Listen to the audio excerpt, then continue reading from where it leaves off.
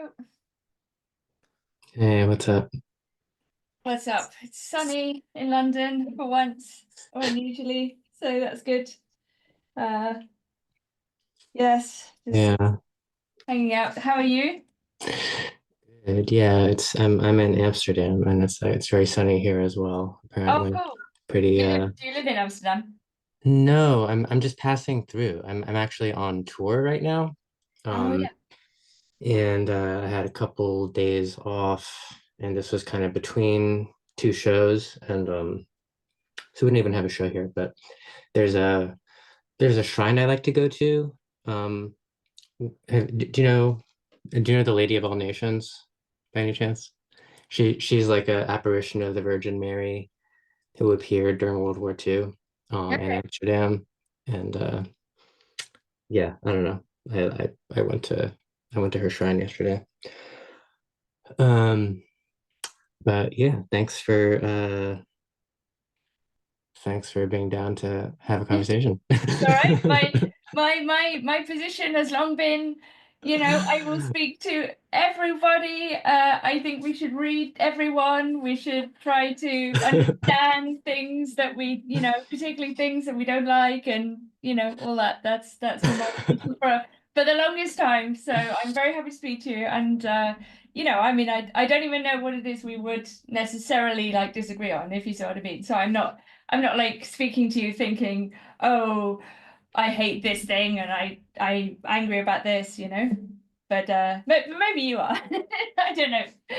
Right. Well, I think it would be the trans question. Okay, but in what sense? Yeah. Well, so I mean, yeah, I would say I think there's a fair amount that we would agree on in general. Like I've been aware of your work uh for a while, not like super closely aware of it, but like and we've never spoken before. Maybe we've interacted a tiny bit online here and there over the years, but not hardly any. I actually just realized I was sort of scanning through your stuff like just now before talking to you, and we actually both published in the Black Metal Yes. Rainbows book. Yes. Yeah. So I just read your piece on Zastor, which so it's super fresh in my mind, but maybe not as much on yours, um but yeah, I mean, so I'm trans, and so like in some ways, I think our disagreement is so strong that you would almost think there's no point in even talking to each other, that kind of thing. But I think this talk can be sort of an exercise in yeah, like trying to kind of see past, you know, that those political extremes and sort of, I guess, yeah, talk about gender theory a little bit, basically, and kind of Yep. just see I mean, can I just say a couple of things? I mean, first of all, you know, uh, disagreeing with someone or even on major issues shouldn't mean that we couldn't talk or we couldn't even be friends. Like I'm friends with people I disagree with. I think it used to be much more common, in fact, that in general people could like have friendly relationships with people who had extraordinarily divergent political views, and social life, because it was much more in person, in fact had to have this kind of getting along thing. And I think the internet has really, because of distance actually, and a sort of false proximity, has somehow forced people into extreme positions that then involve cutting other people off or denouncing them or even cancelling them. And um, I think this has been a negative turn for humanity. Yeah, it's definitely good for people to be able to talk. I mean, I think but then when you're talking about the political topic, what can be difficult is that the way a political field works is that you don't define the problem in the same way. So if I'm pro-life and you're anti-life or something, you don't say anti-life, you say, oh, I'm pro-choice. And so like um uh and there are some ways in which as someone who is trans and sort of, pro-trans, obviously, like I'm on the more like problematic trans woman side of things. Like I see certain aspects of like civil rights discourse as being kind of, co-opted, and so forth. Um, and I think that there are a lot of questions, there's a lot of unanswered questions in the realm of gender theory generally. Like it's a really interesting topic. And so here, hold on, I had a list of. I was just listening to some of your music actually, which I very much enjoyed. You know, it's excellent. I also I'm very well. I listen to quite a lot of metal and neo folk, and you know, obviously I wrote that essay on depressive, suicidal black metal, one of Yeah. the most fun genres. You know, in relation to these claims about masculinity that were being made in the manosphere. So, yeah, I mean, I'm very, very interested in like similar topics, I'm sure, right? Like, I think when it comes to sexual difference, there's a sense in which, like, I can't lie, and I think that it would be bizarre to expect people to pretend to hold a position that they can't hold. You know what I mean? Like I feel like people in the past decade have often been punished for saying things that are socially not cool to say or socially unacceptable or are low status opinions or and it's it's sort of weird because are we interested as philosophers, as human beings in truth, or are we interested in, I don't know, like power, I guess, Yeah, the deep. yeah, sure. Yeah. I mean, you're referring, so, but let's get past that point. Like, I think we agree on that like there's a certain, right, there's a certain herd morality where there's a cancel culture where, like you get cut off for even saying certain things, and that's, that's bad and that's not true. But so let's go down to kind of brass tacks and actually look at what would you like to talk about first, I guess, like gender theory sort of at a more abstract level, or would you rather talk about like trans women, or like you're like, I mean, you lead. I'm happy to. okay, okay. So so uh so what does sexual difference mean to you? I when you talk about it, like there's an essay you sort of read on like radical, yes, second wave feminism or whatever, like that. It seems like you posit sexuation as a transcendental of some kind, right? It's not rooted in biology exactly, and maybe you're thinking in Lacanian terms, uh, but then you also do seem to kind of relate womanhood. You want to ground womanhood in childbirth or something like that. So tell me more about sexual difference. Like how do you see it? And I know that like your background is kind of in Badiou. I mean, I at least back in the day, I sort of associated you as kind of but maybe a Badiou scholar, you would say, or someone who writes about Badiou and is oriented through Badiou's work. And I think that connects to Lacan as well, obviously. So let's talk about sexual difference. Okay, yeah. Seminar 20. So, yeah, I mean, I wouldn't say I'm a Lacanian, though I'm very interested in some psychoanalysis. I've had a very interesting discussion with Katerina Kolozova, who I know you've spoken to, and also Alenka Zupancic, and I'm Mladen Dolar I respect, and those people in the Slovenian school I think are like some of the most interesting people working on these questions, and many others indeed. So but I struggle with the sort of linguistic and the lacking dimensions of psychoanalysis, right? I'm kind of probably a bit more on the side of a rigorized critique of some of psychoanalysis in that sense. And I think psychoanalysis has perhaps accidentally contributed to, let's say, a shift away or move away from kind of the ontological and even the cosmic claims that one might make. And I think for me, ultimately, this is partly a question of how many things in the universe we say there are, and how we're oriented around numbers. So obviously in the sort of tradition of a certain kind of univocity, whether we say like, oh, there's one thing, right? There's one substance, and we're kind of modes of substance, and the spin is this way, and then we've got kind of Deleuze and Guattari and people working in this tradition of Duns Scotus and univocity, and there's lots of different ways of configuring the one, right? Like romantically and otherwise. I think that Western thought has been really quite bad at thinking the two. Like it's very difficult to hold the two. Like we go from like the one to the three, like whether it's the Trinity or Hegel or whatever. But the two seems to be very, very like hard to hold. Like Wittgenstein wants to dissolve the two. We constantly have this problem, I think, about making, if we have two things, we want to say that one thing is better than the other. Like we can't have a horizontal two, it has to be like a vertical two, right?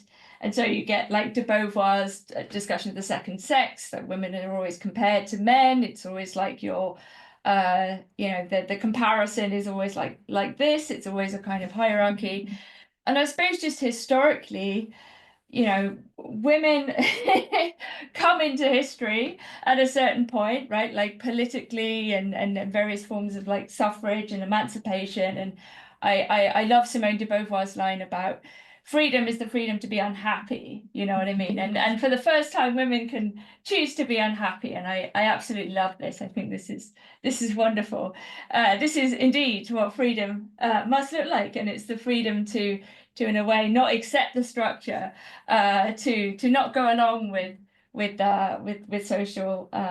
social life and a certain kind of protection, indeed, right? And de Beauvoir talks a lot about the way in which women are willingly complicit in their own oppression, if we want to see it like that.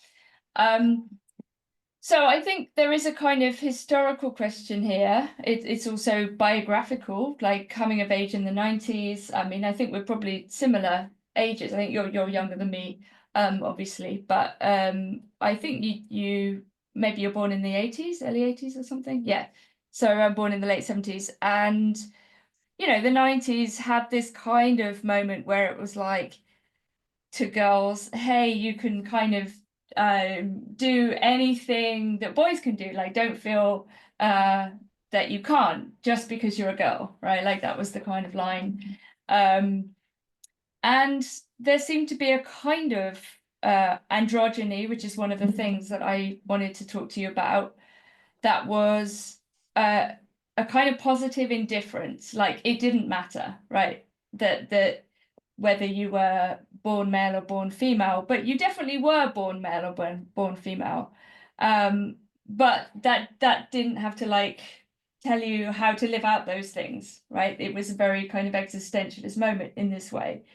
And I suppose it's difficult for me to perhaps get over that moment and move beyond it. I think I struggle with a kind of bureaucratic and linguistic demand. I don't understand why people would want the law or the state to authorize their identity. This is something that Foucault and many of those other thinkers warned us against, in fact. Why instead of instead of a kind of embrace of ambivalence and ambiguity and androgyny and play, why demand a sort of a category like this makes no sense to me from the 90s perspective. And I appreciate I may be stuck, like maybe I missed a memo or an upgrade and I'm operating on like planned obsolescence hardware, and like I just the new update isn't going in. And it like Well, to be perfect. but I mean, I mean, couldn't you say that about women too? Why,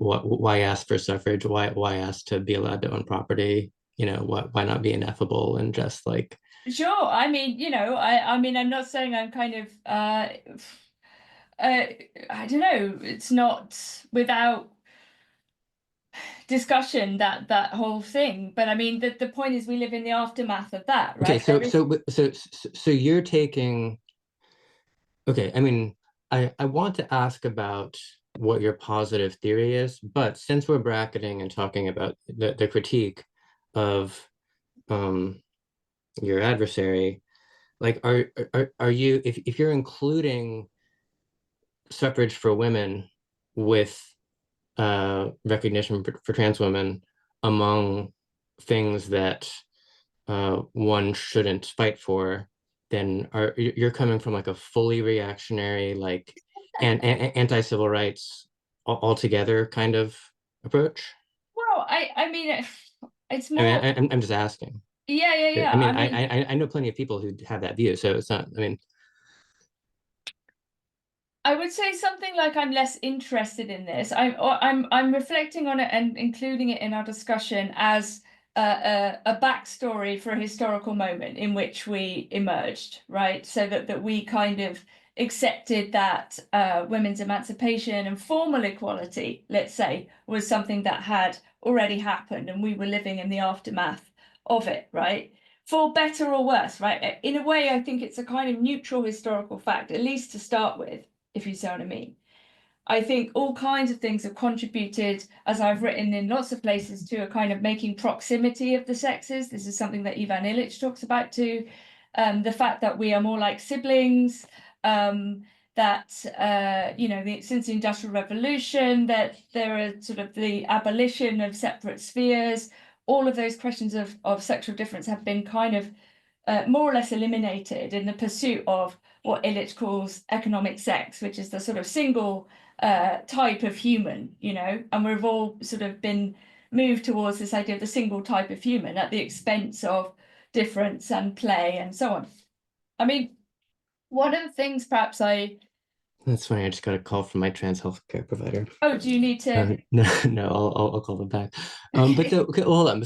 Okay, but well, so as a Badiou person, like, it seems like a lot of what, like, how do you square that with like Badiou is so much about sort of these like singular universals and then initiating a truce procedure, around, like a new sort of unforeseen mode of subjectivity, or however you want to call it. So like like claiming a right in general based on uh you know a an event uh is like, what do you not see, how do you see Badiou vis-a-vis what you're saying?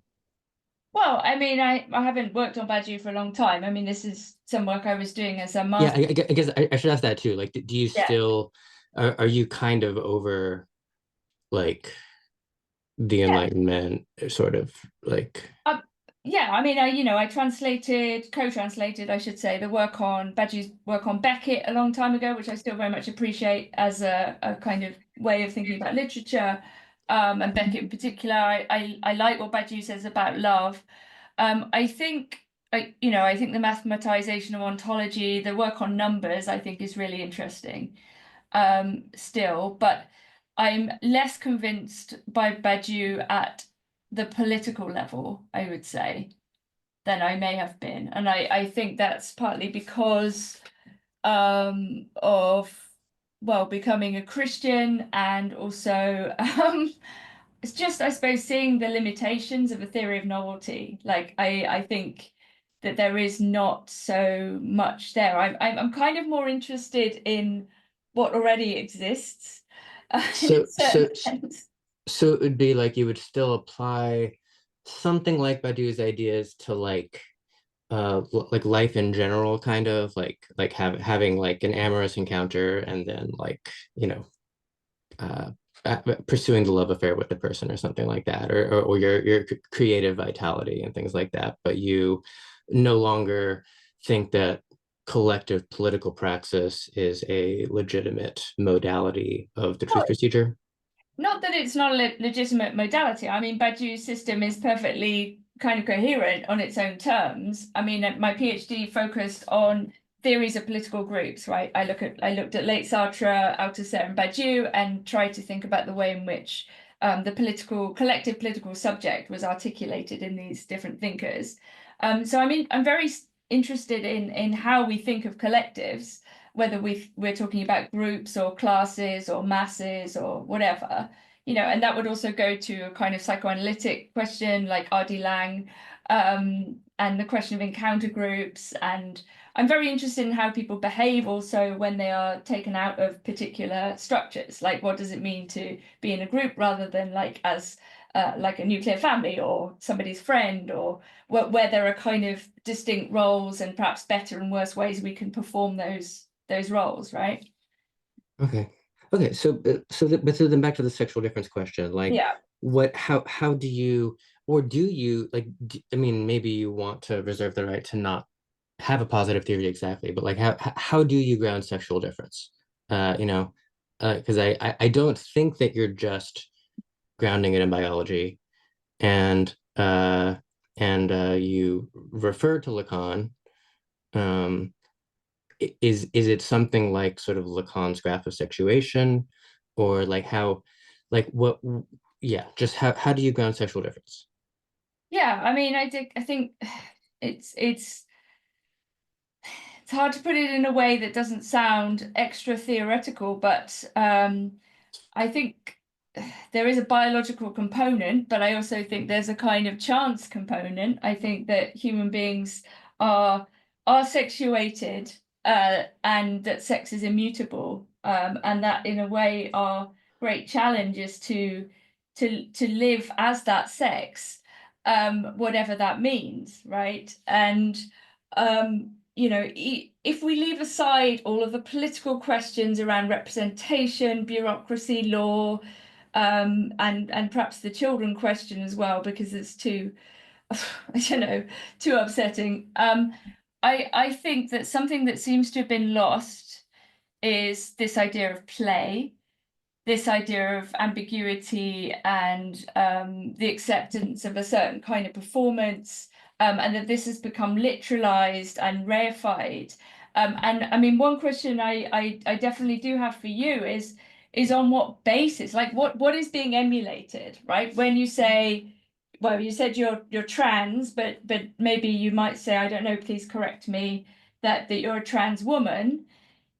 On what is it that is being emulated? What is the woman part, right? If we say that men exist and women exist, in what way does a woman exist, right? Such that being a trans woman is something to do with a pre-existing general generic womanhood, and what is that womanhood, such that one can enter into it or leave it, to you?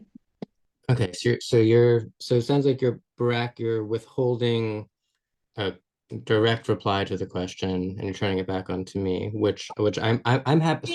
So I, I'll offer my speculation that uh that it has to do with the castration complex. So uh that there is a moment when a child makes an unconscious decision uh that they that they are to be the phallus or to have the phallus, um in their experience to their sort of family and sense of other people. And that following Lacan, though he doesn't draw this out specifically, but you can draw it, from his notion of sexuation, that that decision can be unconsciously made by someone assigned male at birth or whatever, that they are a woman, or vice versa, and that that unconscious choice is probably then at that point irreversible. Um, and there could be underlying biological, maybe estrogen level type of things, but that I my speculation is that the castration complex is where the decision of gender is made. Okay, but why does that mean, that let's say a a male having a particular relation to a castration complex, what does that have to do with being a woman? Right? The opposite of you know, and not. No, but it would be a woman. Well, I mean, okay, so do you so that's my answer. Mhm. But so it seems like you don't, would you, it seems like you don't have an answer. Like that you, that basically, or that your answer is actually that it is biology and that women have wombs and bear children.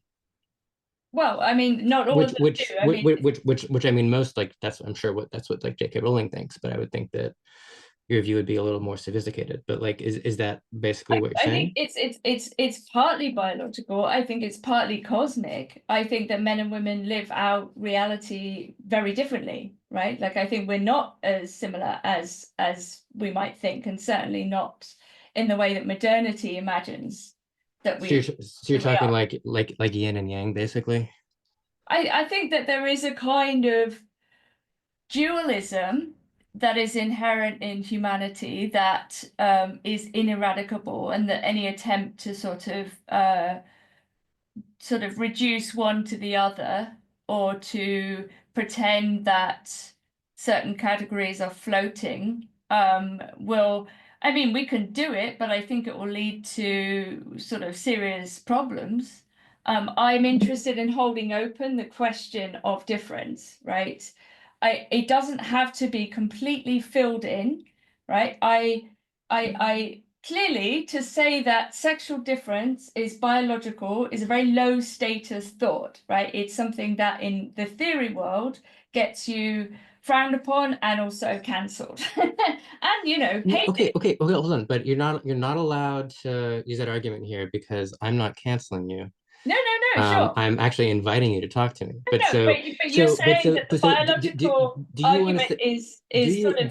do you want to say it's biological? I mean, we can talk more, but you haven't landed on that position. But so do you want to accept that it's a low status, cancelable Well, position, and then you're accept it, saying that it's and then we can talk unsophisticated. about and then we can talk about what is meant by biological. I mean, you said that it was unsophisticated. Okay, it's yeah, It's I guess I That's did. that's fine. I think it's not, you know, that there are different levels at which this conversation can take place. I think in the first place, this question of the two, right? Like, can we hold two in our minds as thinkers, as theorists, as human beings? Like, what does it mean to think through the two and live through the two, rather than reduce everything to like the one or the many or the three or the four, right? So I'm interested in sticking with the two. Of course, the two has come in for all kinds of criticism and attack, and attempts to dissolve the two, whether it's like Derrida on presence in the dialogue, whether it's, you know, attacks on hetero, whatever, sexism, and so on and so forth. But I think there is something fundamentally open and unfinished about a kind of dance between the two, or a dialogue between the two. Yeah, but this just sounds okay. But so let's say we accept this thing about the two. I mean, Yeah. and by the way, I mean, that reminds, I know I'm probably associating you with Badiou more than you want to be, but that doesn't he talks about the two a bit, right? Like the Yeah. like that's maybe in like number of numbers, he talks about that a bunch or something. It seems like you're inferring having walked back the biology thing, which I still want to get to, like well, you're bringing up this topic of the two, and then you're still assuming that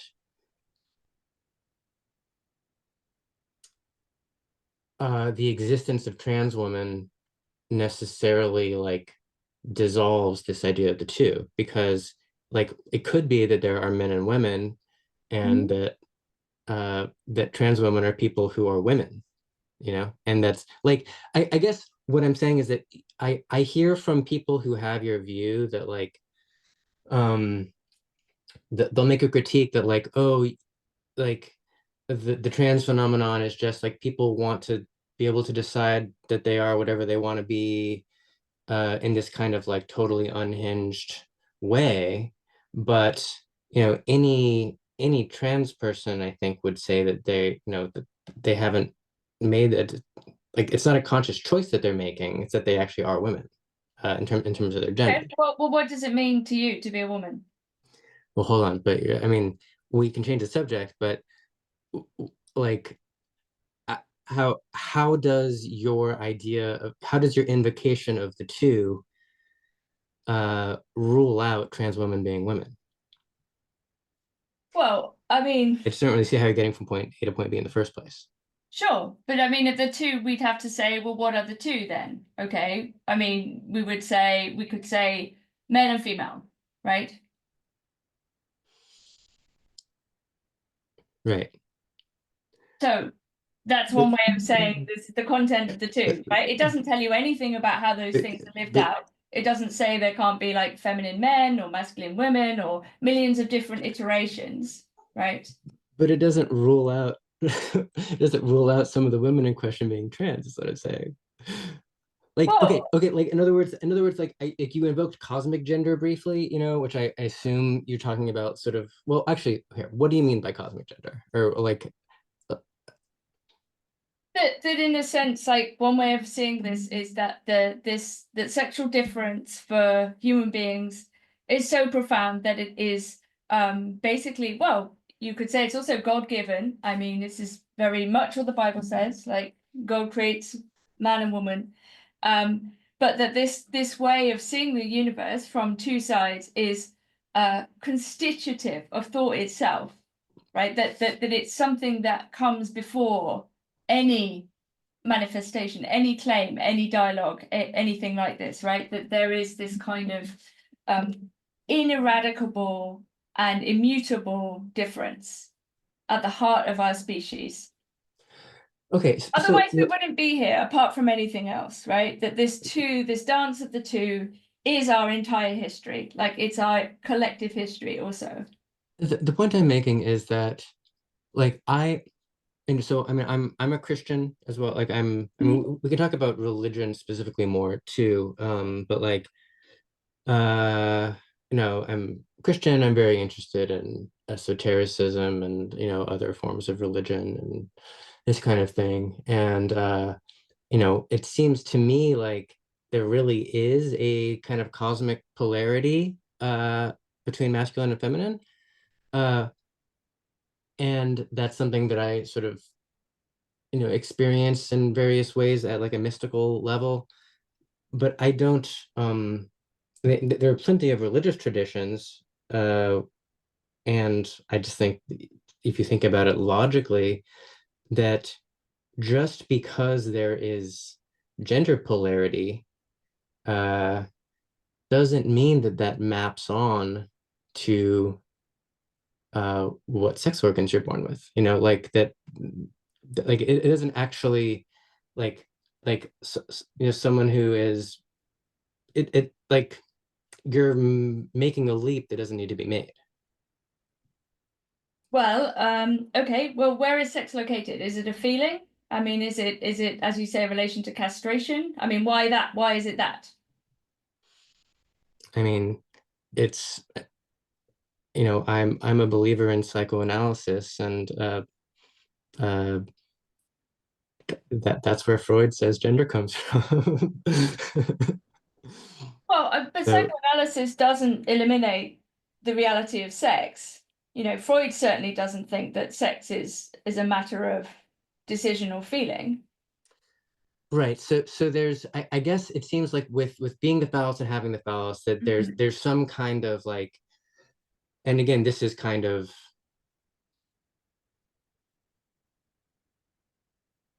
I guess I would say speculation on my part, or, this is theoretical Mhm. anyway, right? That, I mean, certainly with Lacan, that basically there is a primary narcissism, right, where sort of the child sort of associates, like, that their object of love is undifferentiated, and then there is a split, there's a forced choice of kind of like, okay, I give up my self-love and I identify with the father, and then I sort of, go out and kind of live this like other existence that is like hardworking, so that I can, attract the object, which is the woman, who is sort of, I'm doing this work for the sake of the woman or something like that.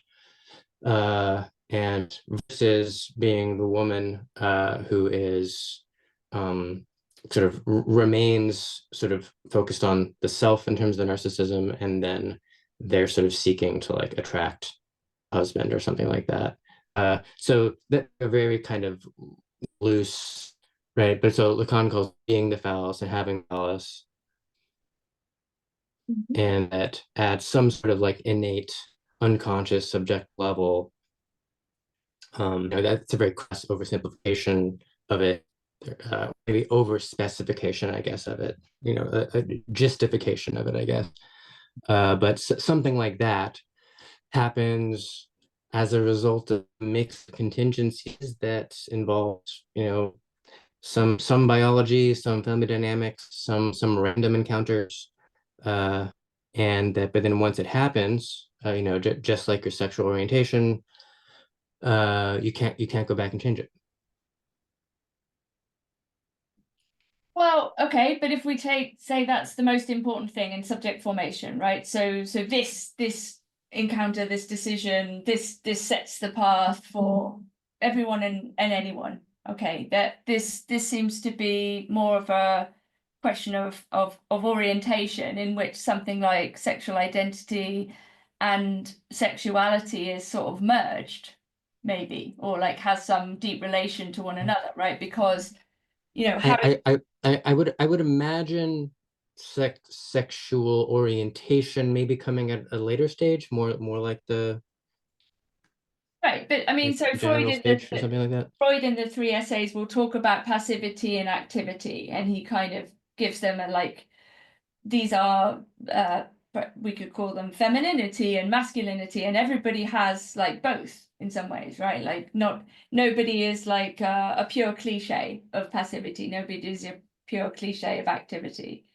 Um, so I don't know. I mean, I don't think it's coincidental that a lot of Do, the women who want to defend the reality of sexual difference are quite masculine women insofar as they speak in public. They are not, they want to say no, right? And women saying no to men is like usually an opportunity for a witch burning.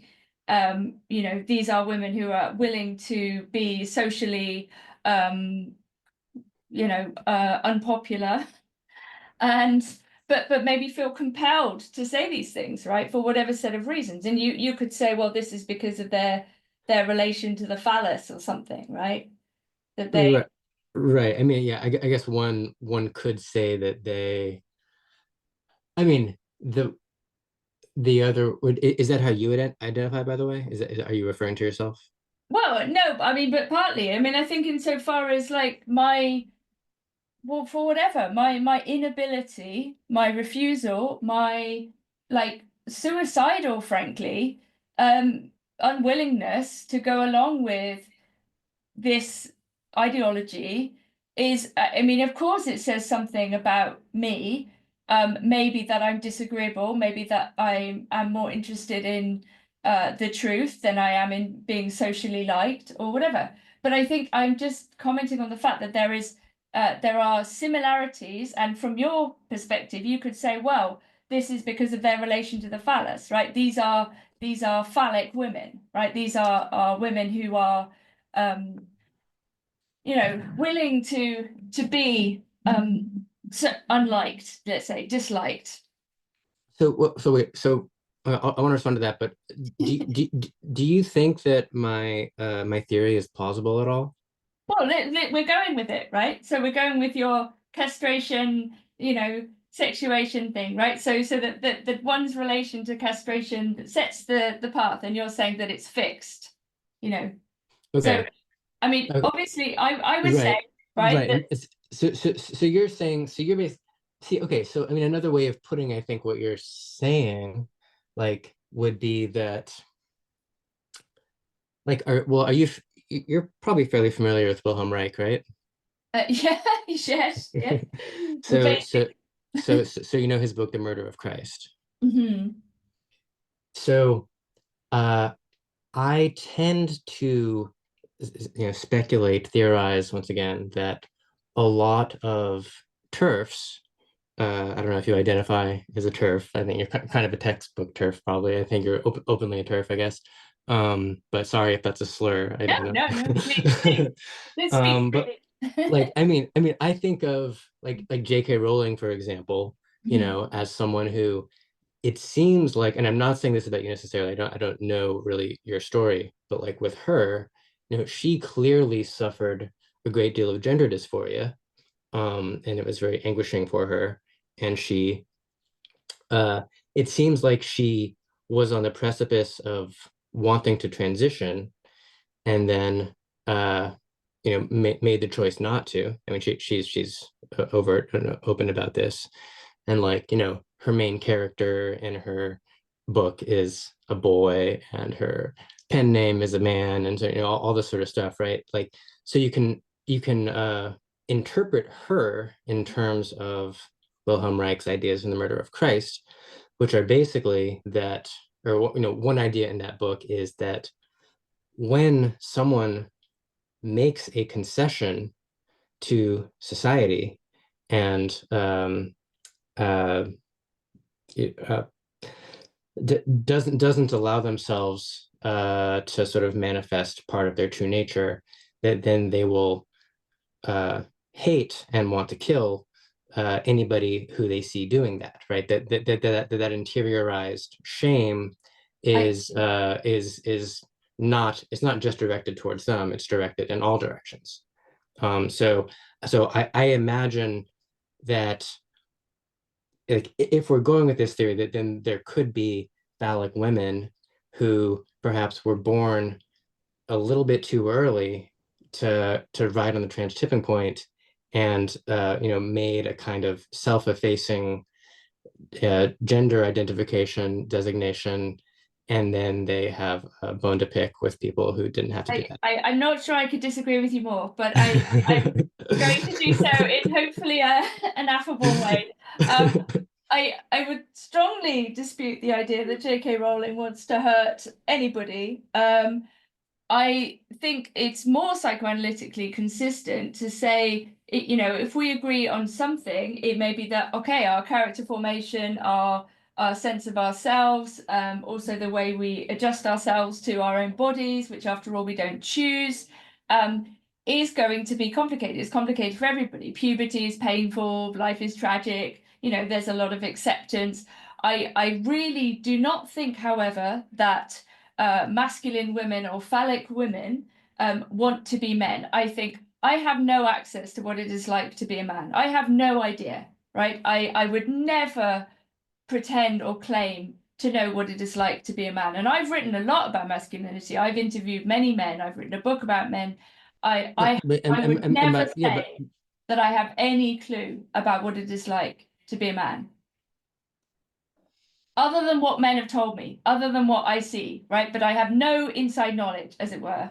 And I think the reason why I've mentioned the 90s and I mentioned this idea of positive indifference, and what it was like to be a tomboy, what it was like to be a ladette, what it was like to wear quote unquote men's clothes, it was something like a sort of androgyny without reification, right? Like there was nobody was saying this you're makes you a man. you're saying you were doing that in the 90s? Yeah, I mean, lots of women were.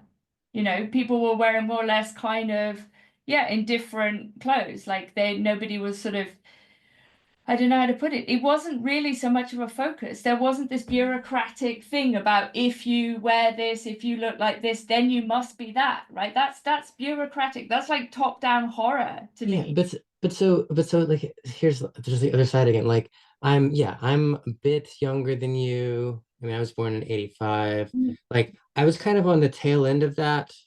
And so I dressed in a gender non-conforming way as well, right? Like, and I kind of associated it with like Kurt Cobain or something, right? So Mm. I wore a ball gown to my high school prom, right? And it was like, at the time, I was like, oh, because at that time, even for my generation, which is maybe a little younger than yours, it was totally unthinkable that you could be trans, right? So like I grew up with all of what are now the textbook, uh, you know, symptoms of gender dysphoria as defined, and like the idea because it was because you would totally destroy your life if you tried to transition, right? It was not like being gay was a whole different thing, but like so but I was just, exceedingly effeminate person,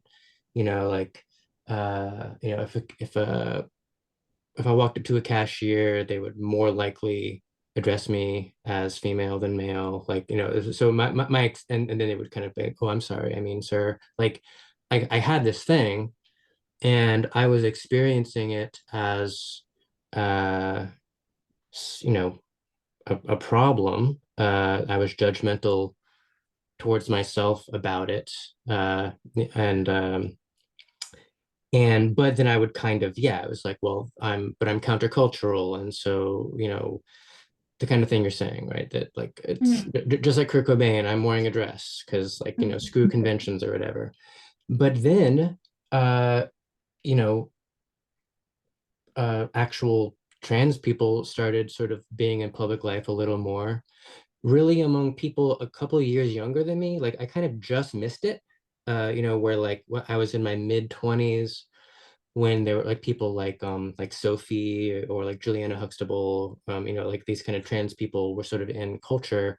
And then and at first I was actually pretty like I was kind of transphobic. I was like, man, like these, you know, and I was using Lacan at the time to judge them, like, oh, like they're not accepting the true rock of castration, wherever you go, there you are. It doesn't really make you happy, all this sort of stuff.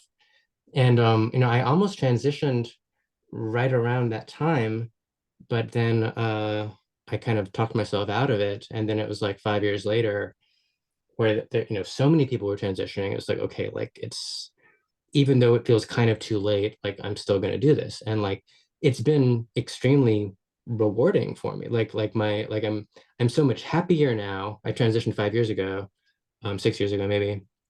Um, that like, I like I've gone through like everything you're saying is kind of familiar to me, but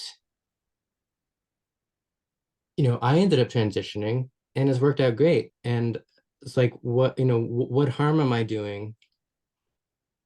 Does it matter to you ultimately if I or anyone else think and believe and are unable to change their mind on the idea that human beings can change sex?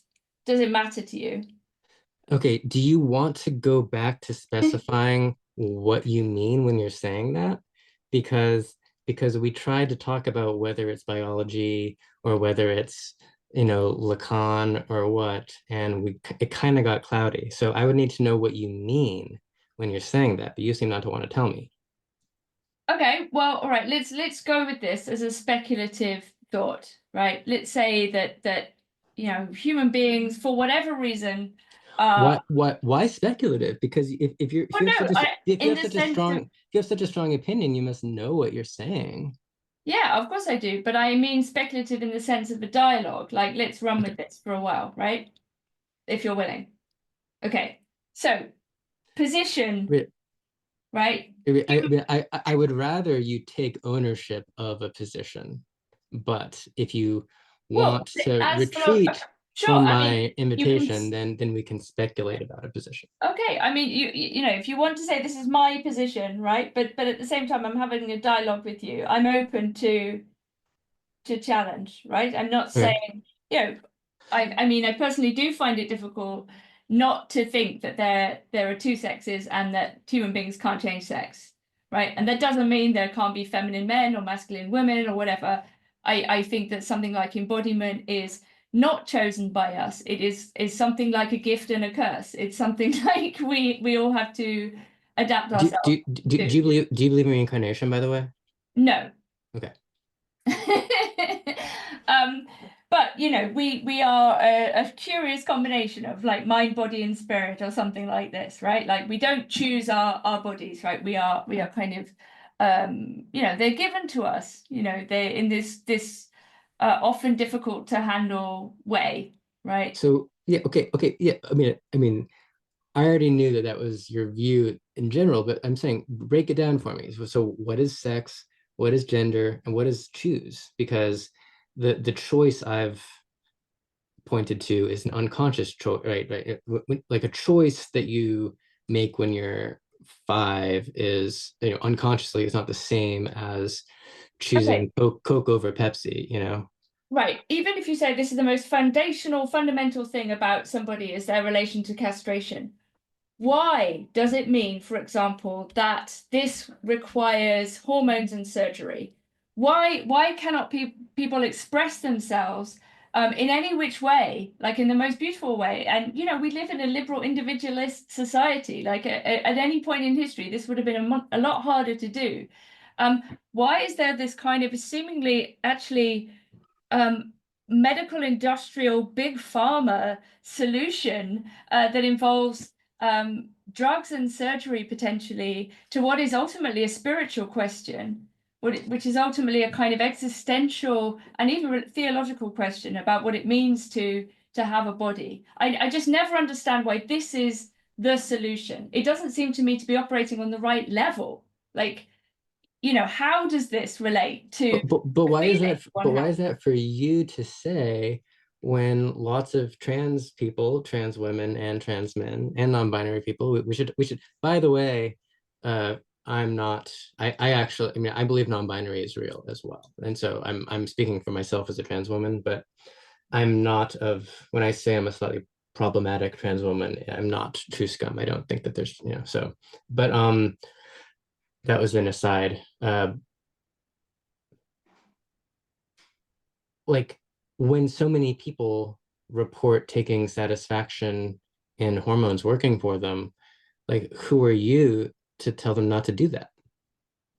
Well, I mean, why not say that it's better to live without drugs for everybody? I mean, if these are operating in an antidepressant way, like I'm opposed to antidepressants too, in all but the most serious cases. I want people to live lives that are um healthy and livable, right?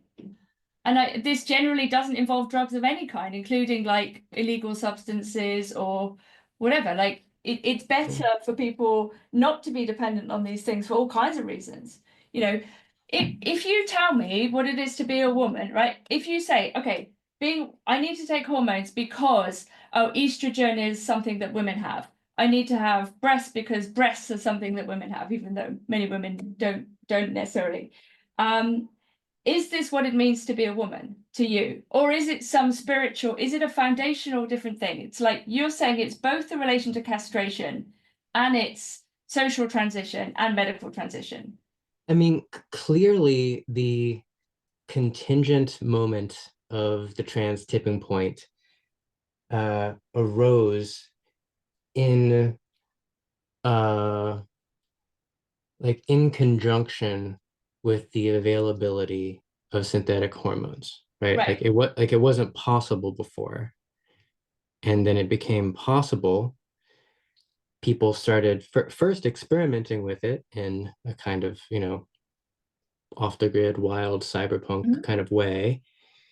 And then it was so effective for like lots of those people that like doctors seemed like were like had to admit that it was actually an effective solution.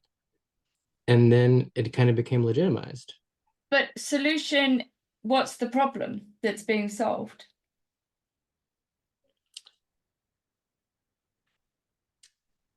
Um, Gender dysphoria. Okay, can we drill down into this, right? So dysphoria is another word for unhappiness. Okay, so gender dysphoria, as far as I understand it, can I just define it and then you can come back on me on it, right? Does Sure. that make sense if I have a go? Uh-huh. Okay, so dysphoria is a feeling of unhappiness, and one can feel unhappy for all kinds of reasons. But let's say this is an unhappiness that relates to the body. There are also many other different forms of bodily unhappiness that might involve like eating disorders, self-harm, and not feeling that one is like in harmony with one's embodiment. So gender dysphoria, I mean, maybe it would make more sense to say sex dysphoria, but would be something like a feeling of profound alienation and deep unhappiness with the body that one has, right? And one does not choose to be born male or female, but one is, right? There are two Mhm. sexes. So it is something like a profound and persistent feeling of alienation in one's body. The second step, which would be something like, oh, this must mean that I am the opposite sex, I am not necessarily convinced by. I understand all kinds of unhappiness. People feel unhappy, you know, often. There are many things to feel unhappy about by virtue of being human, and in a world and in relation to others and so on and so forth. It's the step perhaps that goes from I am unhappy in this body, I would be happier in another one, and I somehow have enough knowledge about what it is to be the other one, that maybe I struggle with. Why does being unhappy in one sex mean that one is the other sex? Would be my question. One of the questions. I mean, I can speak for myself on this. Yeah, I don't know everyone sure. experiences the same way. Uh, for me, I had a sort of constant sense of uh humiliation at being misgendered, like like people treating me, uh, treating me as a man, was something that,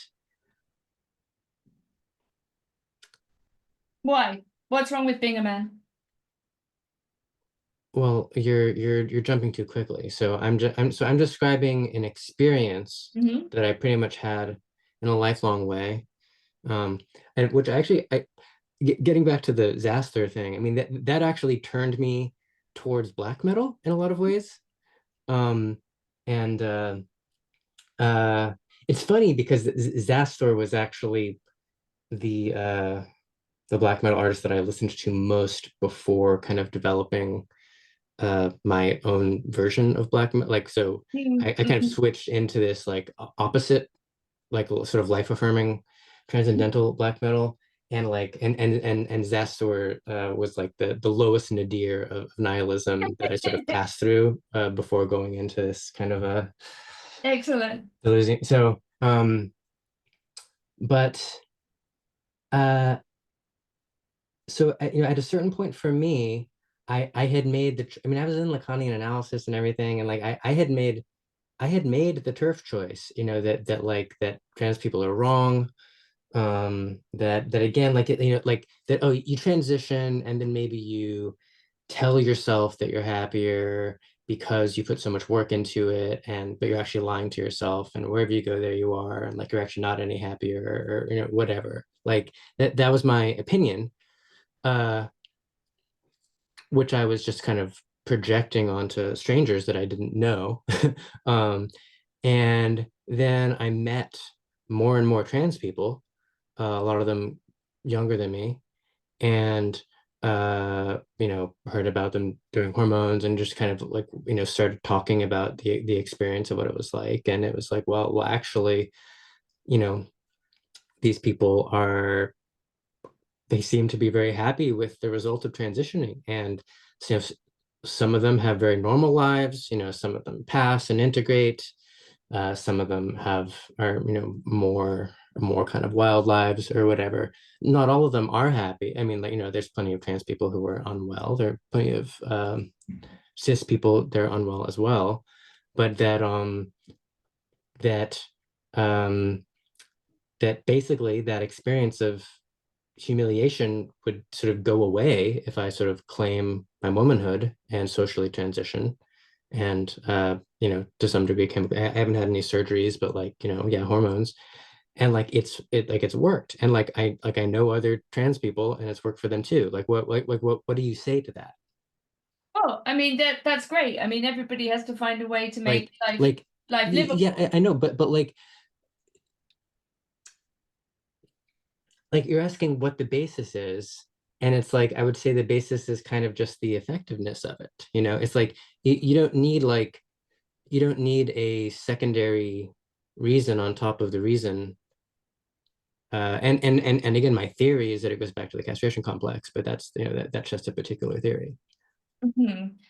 Well, I mean, okay, I don't personally think that happiness is the goal of life, for anyone, but Oh I yeah, oh that's another. Well, I won't interrupt you, but I have another thought. That's anyway. Go ahead.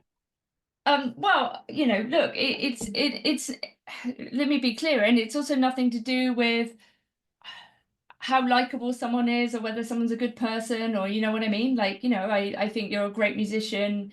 Clearly you're very successful. I, read some of your essays, they're very interesting. Like, none of this is to do, let me just be clear, like, with any sort of antipathy or dislike of anyone as individuals. Do you see what I mean? Like, I think the level at which I would like to talk about this is not straightforwardly this person, that person, you, da da da. I'm not discounting what you're saying, of course, as at the level of your individual experience. But clearly, there are sort of social implications. For example, if we say that sex is something that can be chosen, there are all kinds of legal Well, things. but hold on a second. But just because you keep using that phrase, but then we haven't clarified what you mean by sex and choose, Okay, but like we're going with the which does count for a lot because okay, but because when you say that, you assume that's like, oh, I might as well have a Pepsi instead of a Coke, and that's and you're doing a facile okay. blurring of the difference between sex and gender and so I forth. I mean, I said that for the purposes of this conversation, we're going to say that there is male and female. These are unchosen and they're immutable, and that you cannot move from one to another, right? Like so this is But based on the castration complex or based on biology? well, let's say based on biology, like Well, okay. for now, right? I don't think it's merely biology, but I think there is a strong biological component that is not easily eradicated in any domain of how we think about what it is to be human, including psychoanalysis, including religion, including the entire history of humanity, including law, blah blah blah blah blah, right? So I think it's not only biology, but I think let's go with that, right? Like we've just had this case in the UK where the law came down on the side of biology ultimately, because it has to at a certain point, right? Because for you to want to be a woman or to say I'm a woman, I'm a trans woman, there has to be something called woman, right? Which you are in relation to, right? So we need to define those terms, right? What is it? You talked about being humiliated. You talked about this feeling of humiliation, and that this was central to your gender dysphoria. That you felt humiliated when people referred to you as a man. You said that you were very feminine, right? That you struggled with this. And that you saw socially, you saw these that people were transitioning and that they were happy in this mode and this mode of being and this life. And maybe for some people that involves hormones, maybe hormones and surgery, maybe for others it's more just a declaration, right? Like maybe I assume you would. And just to clarify, Yeah, you acknowledge this to that you believe that trans people take satisfaction in transitioning, yeah, I'm or you think sure. they're crazy or No. I'm sure that people find a way to make life livable in all kinds of ways, and that would include in the ways you're talking about. I would you agree though that um from your perspective, somebody can be trans without doing anything, right? That you wouldn't, they don't need to cut their hair a certain way, they don't need to take hormones. Do you think that or not? um And that's not a gotcha. I'm really curious, like what, whether that's possible. Like someone could say, I'm the opposite sex because I feel like I am. yeah, I'm not sure what to say about that limit case. I mean, I I thought you were gonna say like, yeah, there are things that I'm unsure about, like the question of like whether, for example, there are people who are really trans in some sense who have chosen to not come out, like my theory about J.K. Rowling or Kurt Cobain, for example, like that there's kind of lore like given his diaries he would have been trans or something. Like can you be trans without claiming to be trans is a difficult ontological question. And then can someone do the opposite and say they're trans without taking um uh taking part in in a project of presenting as a different gender. That's a kind of nebulous question to me as well.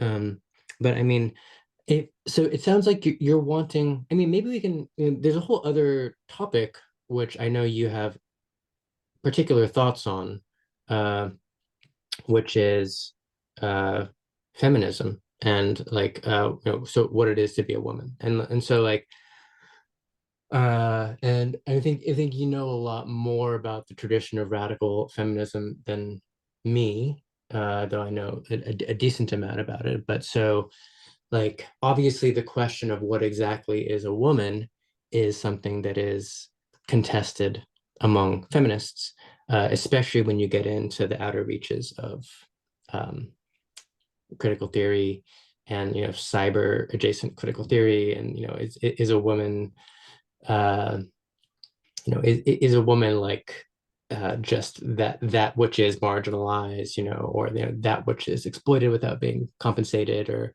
is it essentially a victim of patriarchy, or like say with Marx, the first division of labor is between man and woman. So like if you're asking the question of what is a woman, what like let's talk about that. Yeah, sure. I mean, it has to, I think ultimately there has to be a positive definition. It can't just mean anything, right? Like when we talk about men, I mean, it's funny how this question is always what is a woman and not what is a man, because actually I think that's the more interesting question. But um, for whatever reason, woman has become more the contested term, one would have to say, over the past decade and maybe forever. Maybe it's partly positional, partly historical, partly biological, partly psychoanalytic. Woman always seems to be the difficult term. It's either like anyone could be a woman, everyone could be a woman. It's a sort of uh, open concept. Womanhood is obviously associated with all kinds of different things, right? Like we have the pornographic, sexual woman. We have the mother.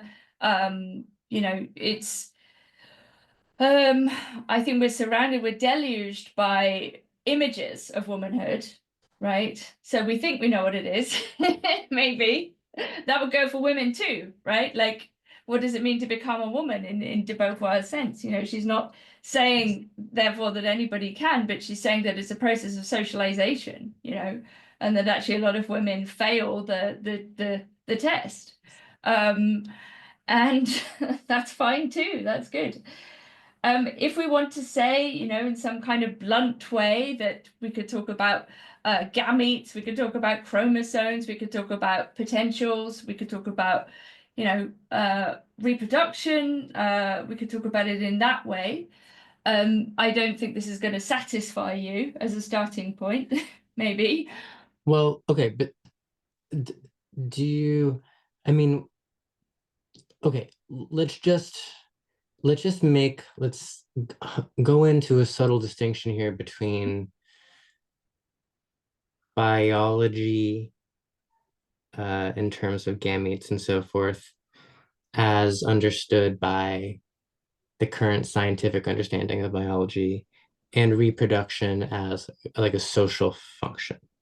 Mhm. Well, Being social reproduction, being a mother, because yeah, surely you includes. don't mean like sexual reproduction is not like I almost feel like it'd be better to say uh like mammalian sex over biological sex or something, like because sexual reproduction happens among other species which don't have sexual behavior characteristics that are the same as um humans. Sure, but I mean, let's restrict ourselves to humans. I think Well, it's but if you're grounding it in nature, which is a very kind of Jordan Petersonian thing to do, you're saying that there must be some sort of natural order of things. Uh, I think natural facts don't imply, you know, particular behaviors, right? There are clearly women who have wombs who won't have children. You know, I personally don't have children, for example, right? There's no describing something or presenting a reality isn't then to say, and therefore it must follow that people must behave in particular ways, right? Yeah. But so I would just say, like, you know, that there's nothing, I don't think that womanhood, like, since sexual reproduction occurs in places in nature that are non-human and is not accompanied by any type of gendered behavior in those other species, I don't think you can find womanhood or manhood in the kind of gender sex crossover sense that you find it in the human species in biology. Insofar as I understood what you're saying, yeah, I mean, sure, I think, you know, we might say that human beings are weird and maladaptive and strange and have all this language and imagination and things that make this question more complicated for us, right? And that we And and always and live socially and historically and contextually and, you know. and that, like, in like a lot of bird species, for example, like the man takes on the object of desire role, for example. Right, sure. I mean, I think the peacocking thing is an interesting question in humans because it is actually a bit ambiguous, like where that lies, because you know you get some men who are kind of peacocks and some women who are, and some and vice versa, right? Like it's not so straightforward. But sure, and I think there's something, you know, we are like very weird in this sense, right? Compared to other mammals or whatever. We are like a very, very strange animal for all kinds of reasons, like linguistic and otherwise. I suppose it's like, I don't know. I realized I had something to say that related to what you were talking about before, and what was it? It was kind of to do with this thing of like if it makes us happy. I think you know this idea, like what if you know, and also like why do I care? Like why does it bother me that or others that some people are saying no, like we're the opposite sex and it makes us happy and that's who we are. Right, right. And I assume, and the answer to why you care has something to do with your interpretation of feminism, that it's unfair to womb havers. Well, I think there is a sort of historical irony or maybe irritation, I suppose. You know, if you think about like the progress of women through history, it's like, okay, so the moment women actually have like a place in the world, then the word woman somehow becomes detached. Whereas previously you've had this entire group of human beings who've been treated on the basis of their biology, by the way, in particular ways for centuries. And then you know, you had this moment of emancipation, whatever you associate emancipation with, and then it's suddenly, no, but that word doesn't mean anything, or it doesn't belong to you, right? It can belong to men too. And you've got to But see the hold on. irony. You've got to see the irony of this, right? It would be like, you know, I don't know, like I mean, this is gonna this is maybe too provocative, it's gonna piss you off, but you know, you say, okay, we've treated these people badly on the basis of race, and like suddenly like everyone's equal, and then it's like, well, anyone can then decide to be this member of this race. Like, really? Like But we but I don't accept transracialism. but you've already you've uh sacrificed your right to invoke civil rights at all because you're a hardcore reactionary. Like as far as you're concerned, women should just be in burqas or something.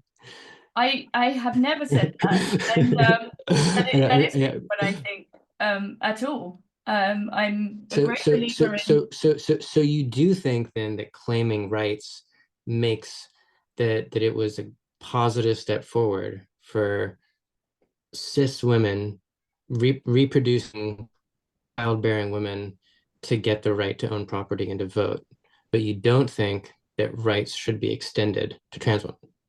I mean, I'm not sure what you mean by rights for trans women. What would they be that don't exist already for humans? Rights to have a job.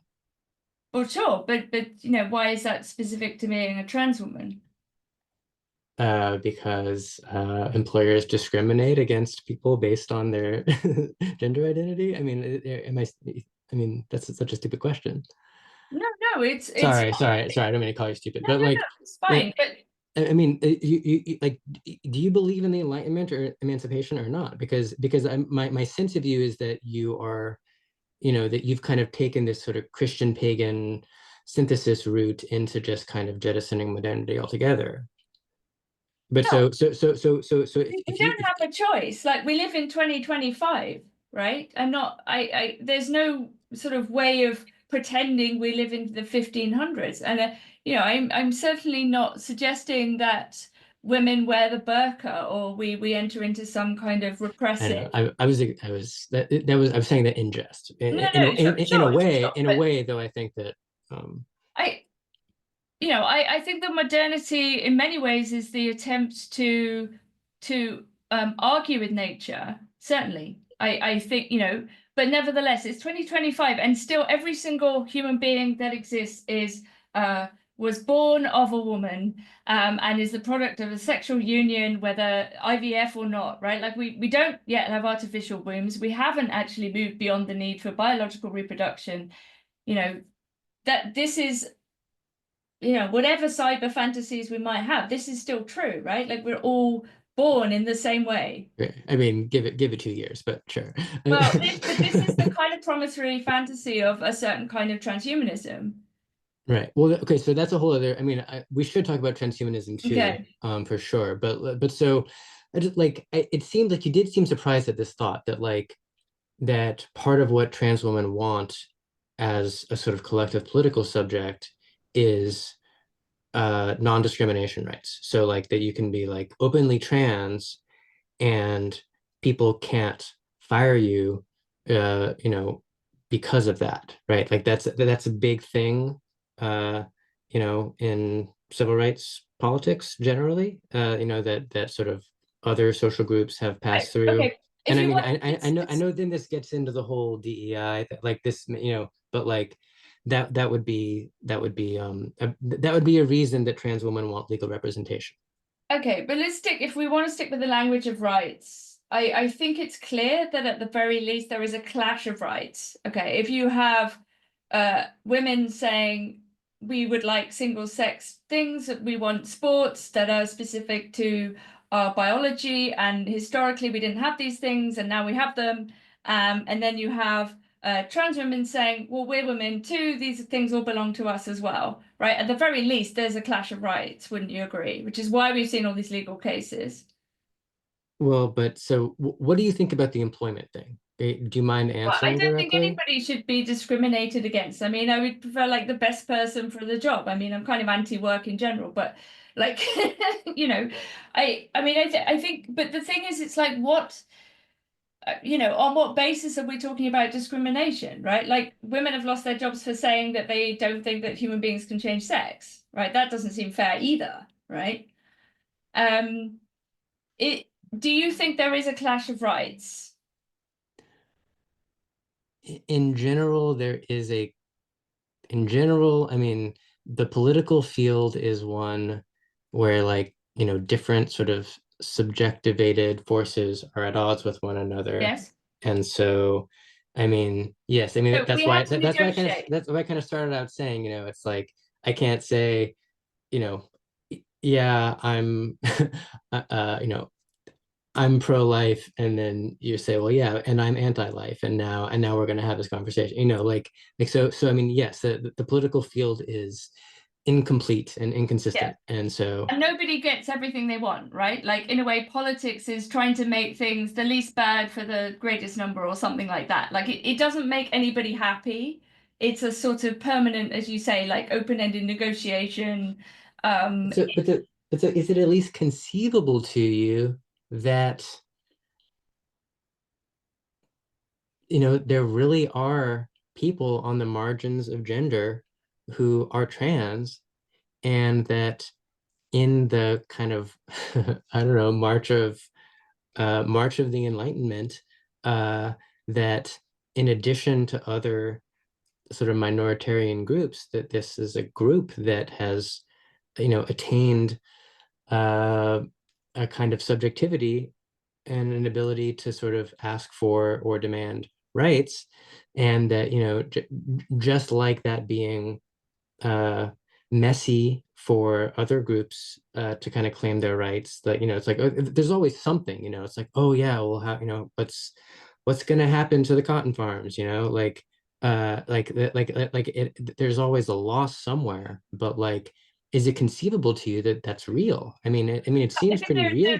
It there seems pretty real to me. It seems like you're suggesting that all these other ones were real and that this one happens not to be.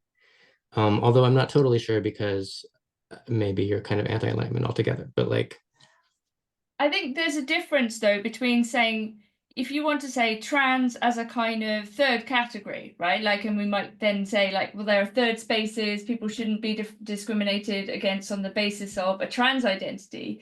But you know that the slogan is not that. It's trans women and women, for example, is the one of the major slogans of this movement. And okay, then we say, all right, fine. So trans women and women that means that trans women have access and rights to everything that women have, and so on and so forth, including I don't know, whatever spaces, sports, jobs. That you have to say at least there's a kind of irony of history, like okay, so we got these things, and then okay, fine, then everyone can have them. Great. Uh, maybe it's well, like. but you're, you're you're presupposing in saying that trans women aren't real, No, and I that mean, and that like some men happen to like feel like slapping on some lipstick and invading a bathroom. well, I think that's unfortunately true in the case of some men. Yeah, there is a question of where you draw the line, right? Like, how are you going to stop those men who will take advantage of this and behave in ways that are like antisocial, you know? But so we'll put aside whether those that whole theme is real or not, but like, is it conceivable to you that trans women are real? Well, I mean, I think that human beings are real. Like, I believe we're having a conversation and that you exist and I exist, and like existence is shared and we're alive and speaking. So yeah, I mean, in that sense. And I am more interested, I think, in this idea of like a trans identity. Like, what does it mean to say I'm trans, right? Okay, that I want social recognition for this, right? That this identity um is something else, right? That because one of the things that I think people really struggle with is this social demand, like the demand for recognition, right? It seems to be, again, this is not personal to you, but like the implication often looks like you must recognize me in my identity, right? And I need you to say that I am what I say I am, and that my identity partly depends upon this form of social recognition. And of course we are social beings. There's no getting away from it, right? So we're all trapped in this demand for recognition and attention. Yeah, one of the areas where I'm not sure I'm fully on board with the most standard party line of queer politics is in the like, you know, like the phrase trans women or women. Hmm. Obviously, any short phrase, you have to clarify what you really mean by those words, obviously. So, but like, um, I'm open to there being more of like, how do I put this?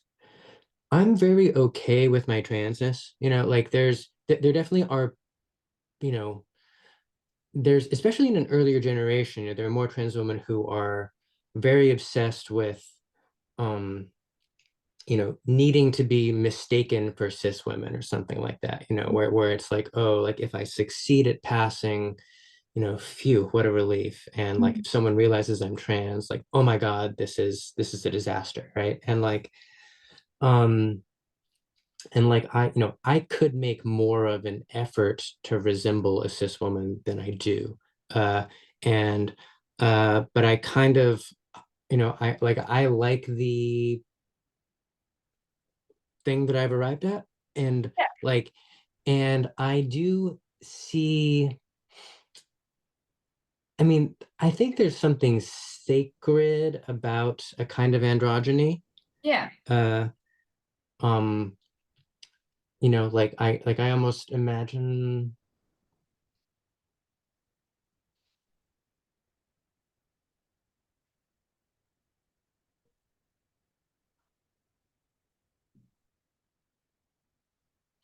there's a kind of, I mean, I guess I kind of associate gendered existence, like hardcore binary gendered existence, with the fall somehow, right? And so that like that, that rising up out of that and like experiencing, I mean, both like bisexuality and sort of bigenderality, uh, that is like there's a maturation involved there that like it would be great for a lot more people to have that experience one way or another than they do.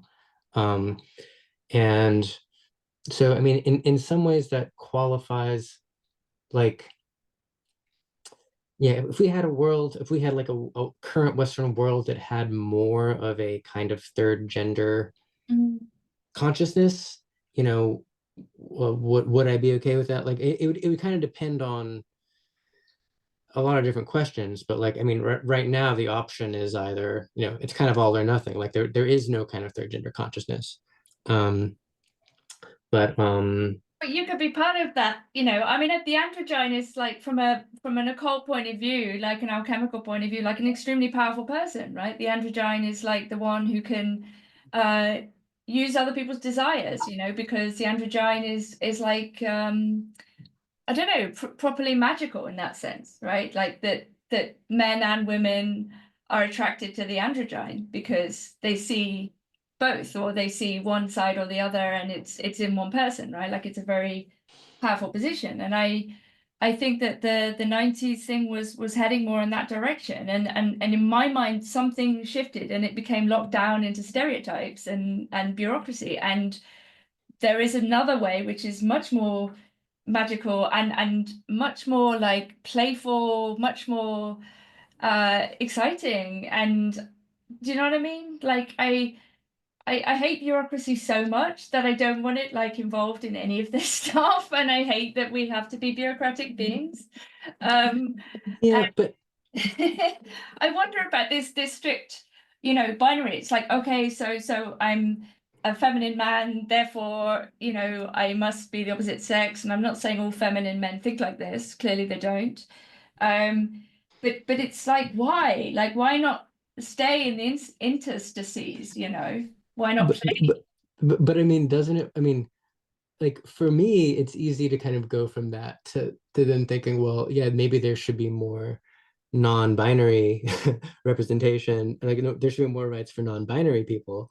But I would imagine from your perspective, like to me, the androgyne and the non-binary are easy to identify, but I would imagine you think that uh, the idea of non-binary is even worse than in terms of a social category that is allowed to exist. Again, like allowed to have But a who is doing have a public life and so forth. who is doing the allowing? I mean, I'm not sure. I think The we state.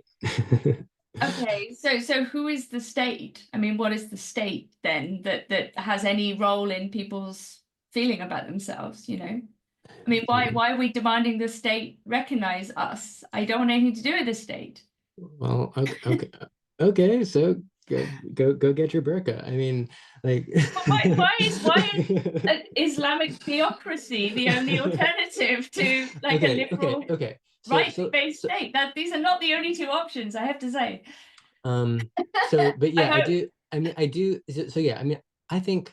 I mean, so I'm a Christian, as I mentioned, and I love Kabbalah as well. Mhm. And I associate, Adam Kadmon. In my view, in accordance with certain readings of Kabbalah, Adam and Eve were one person, and so that they didn't even split into two until the fall. In Hermeticism, kind of the original kind of human was also by gender. What are like? maybe, I mean, I wish we had said a little more about motherhood, but maybe we can get back to that more. But I am curious about your thoughts on the one hand, esotericism, and on the other hand, transhumanism. It seems my sense of you is that um, you don't associate the two, that your sense of esotericism has a more, I guess, anti-futurist um, orientation. Would you say that? Yeah, I mean, I think we're not done with nature yet, to be honest. I think I'm much more interested in thinking about how to live with nature as and creation, really, including our own creation, how it is given to us, right? Like before we rush off and change things. And I worry about a kind of literalism. I think that we've forgotten various ways of thinking analogically and imaginatively and playfully, in a quest to sort of um, how to put it, like yeah, to reify everything and to kind of mechanically force things into being, which we don't need to do. Like, and this actually ends up destroying the ground or the matter, which we're working on, you know. And I think we should conceive of ourselves more as like trustees or something like this, like rather than I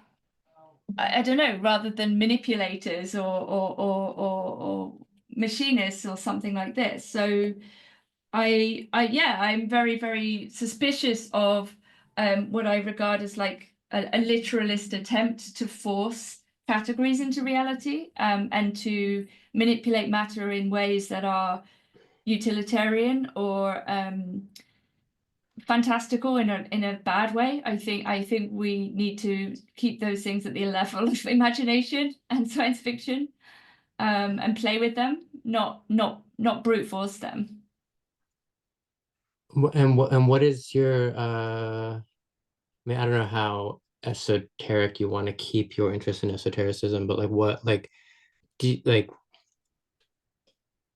so you're a practicing Christian. Mm. You're Catholic or Anglican or what? Anglo-Catholic. Yeah, Anglican. Oh, okay. Right. Didn't there was just a schism there, right? Like some Oh, well, hundreds of years ago there was, but yes, there's no various. another more recent one, right? Like the I was just reading about a church that broke away from the Well, there are Anglo-Catholic different community. versions. So the Anglo-Catholic Church in America is the Episcopal is nothing to do with like the Oh no, yeah, I'm Anglo-Catholic. well aware. Okay, I was an Episcopalian for a long time, but I okay, converted to Orthodoxy recently. yeah. Which is that's kind of a whole pipeline, like Episcopalians becoming Orthodox. But then Yeah. I know there's like there's some Anglican church that broke away from the Anglican church and became more Catholic and more conservative So stuff. what? Yes. So obviously, yeah. I mean, so the Anglican Church, the Church of England, is the dominant, church in since the time of Henry VIII and the Reformation and the Right, split of Rome and so on. And so Anglo-Catholicism is still part of Anglicanism, right? So we are still part of the Church of England, but it is the less progressive side insofar as it doesn't like change, if you see what I mean. And in that sense, it's more the liturgy is more Catholic. So it's right, basically the same. It's not high mass or anything, but it's about as high church as you can get within Anglicanism. And we do pray for the Pope, but the Pope is not the head of the Church of England, right? The head of the Church of England is the Archbishop of Canterbury, which we don't have at the moment. So some of the Anglo-Catholic churches are more conservative in that they don't have women priests, for example, would be one way in which they're more traditional. Um, but really, I think the tradition is really at the level of the liturgy and the fact that like you go to church and it could be 1962 or 1890 or whatever. Like it's the same. right. Yeah, Um, yeah. From my perspective, even the Catholic Latin Mass is a heretical change sure, yeah, yeah, from yeah. the true Christostom uh, Sure, Mass sure, from sure, the sure. Founders. But um, I mean, Anglo-Catholicism is a kind of fudge. but I think it's appropriate for Britain because like everything is a kind of fudge, like our legal system, our country, like Right. so I like the myriad tensions that are in Right. the But so and so then where does paganism come? Because you kind of like paganism as well. Is that right? this is my personal struggle. If we want to talk about this, it's like Uh-huh. my constant battle with confusing like the creation with the creator, right? Like this is my Uh-huh. physicist heresy. I cannot I try. I could live in this gap and this tension between my love of nature and my attempt not to worship it, Uh-huh. and my Christianity, right? So I think partly because my way out of a certain nihilism was through nature, right? And through a kind of a sort of experience of nature in its natureness, which was a very Spinozist sort of encounter, and then from there to the church. So I that was my way out, right? So I find So, myself often slipping back into the so, pagan. so it was kind of like so maybe like so there was a time when your religion, so to speak, was kind of pure theory, and then you sort of opened up to paganism, and then from there you opened up to Anglo-Catholicism, basically. Yes, I mean, I don't know if I ever believed in pure theory, but I think this Right. is one of the. But this is a kind of interesting question about what being a kind of default or de facto nihilist is, because in a way the whole point is that you don't sort of believe in anything. You know what I mean? And you're suspicious, like you're critical. So I think the critical moment, yeah, I mean, was sort of not tenable somehow. Like it I went quite far down various philosophical routes. And it's not like I'm not still like a philosopher, whatever that means, but um I maybe I fetishize theory less.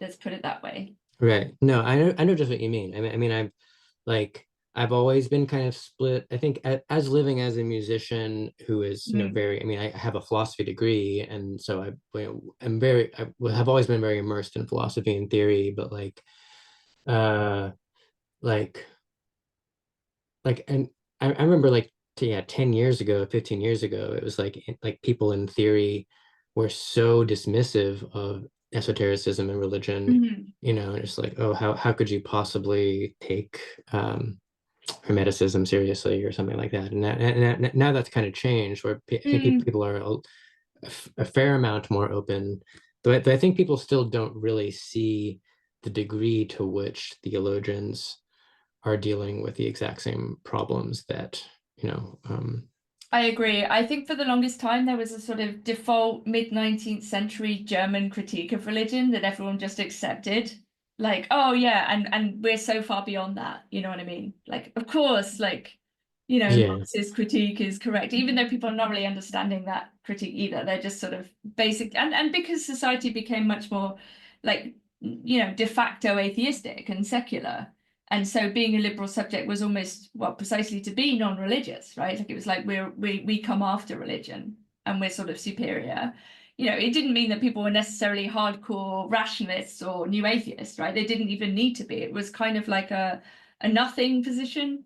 yeah, exactly. Just like, oh, so you're stupid or something, it's like, Yeah, oh, right. you, And that, oh, well, you, go you to have go back you haven't read enough yet. I to see. go to go back exactly to go back to the low status thing. I mean, that's a huge part of it. I remember, I'm sure you do too, like this yeah, whole thing, like, oh, anyone who believes in God is stupid. I mean, this was really pushed on us like all the time, and like who wants to be stupid, Yeah, who's gonna admit like, yeah, no, I'm actually really dumb. I mean, maybe we should, like, we are kind of dumb, all of us. Like we don't know anything.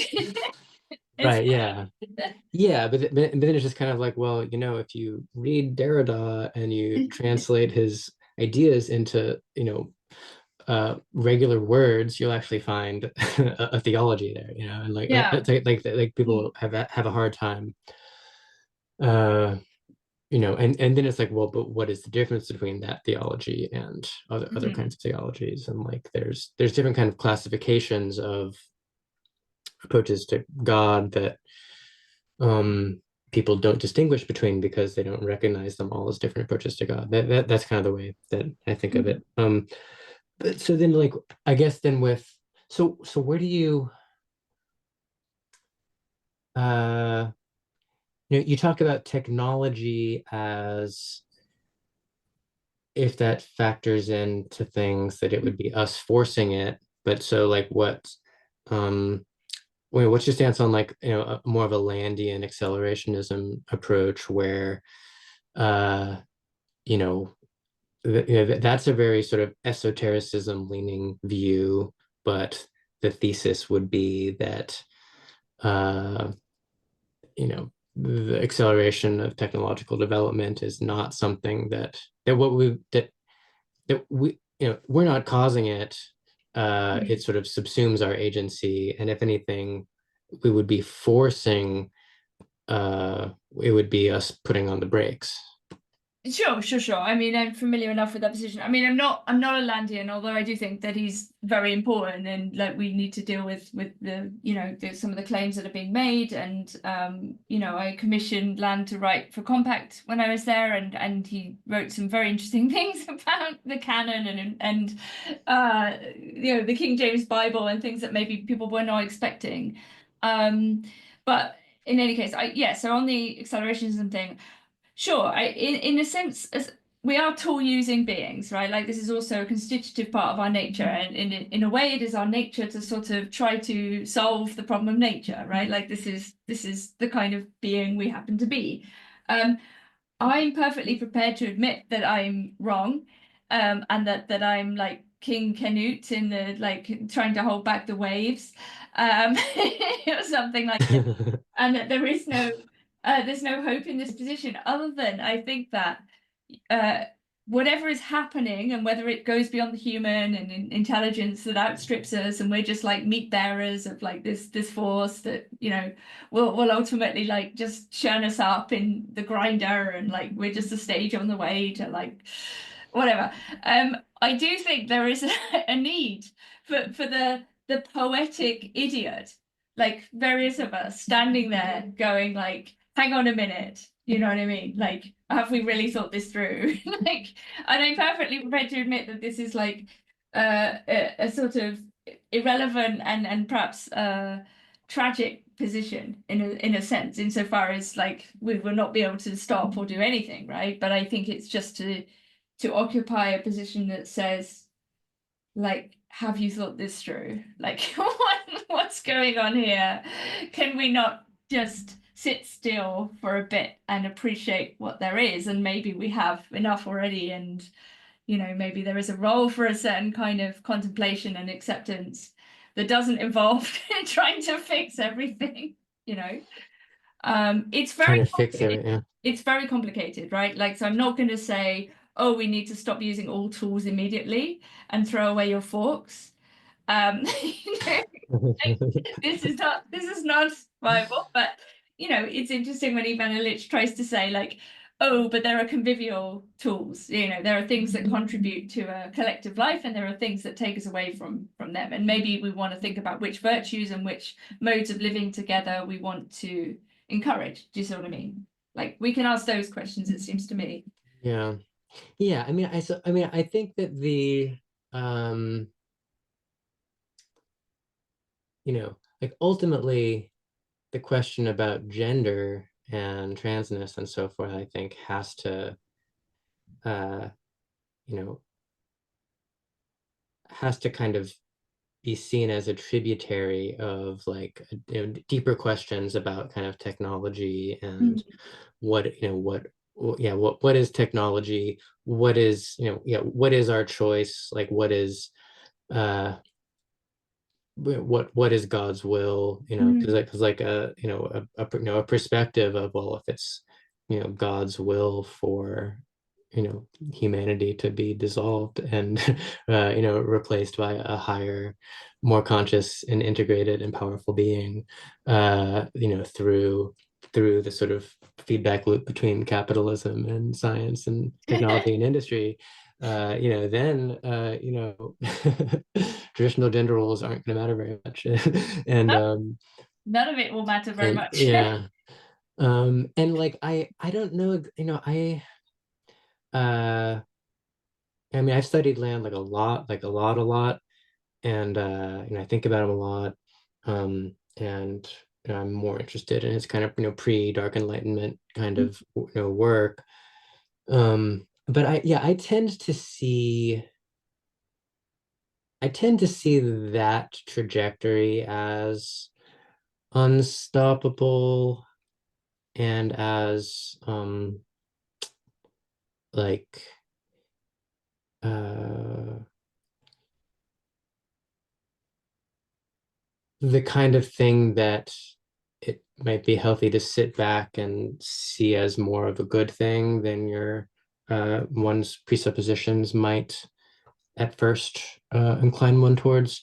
I don't really identify it with like what we think. I mean, I think at the same time is that there's this like disaster of technology, obviously, Mm. kind of maybe the way kind of Katerina sees it, and so like it's not like I don't have like a EAC like Yeah. tech optimism view, but in terms of sort of like a Christianized Ubermensch kind of thing, I